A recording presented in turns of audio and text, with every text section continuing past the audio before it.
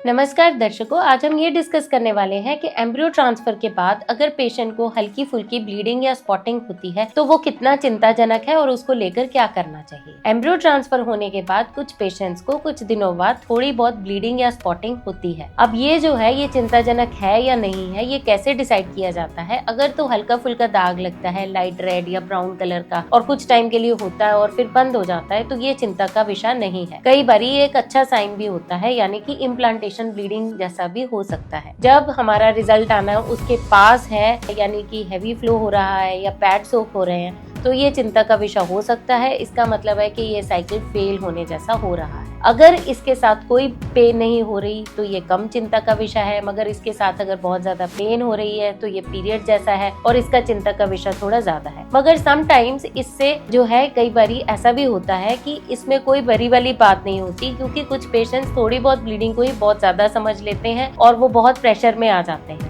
खास करके आईवीएफ के बाद हमने ऐसा देखा है कि हल्की फुल्की स्पॉटिंग या टिश्यू पेपर से वाइप करने पे थोड़ा बहुत दाग लगना भी बहुत बड़ा विषय बन जाता है, क्योंकि पेशेंट बहुत स्ट्रेस में होते हैं और रिजल्ट की चिंता में जो है पैनिक सिचुएशन क्रिएट कर लेते हैं। जब भी किसी पेशेंट को ऐसी दिक्कत हो तो जहाँ पर भी आईवीएफ हुआ है उनके साथ डिस्कस करिए और वही आपको आगे गाइड करेंगे कि आगे क्या करना चाहिए। Thank you.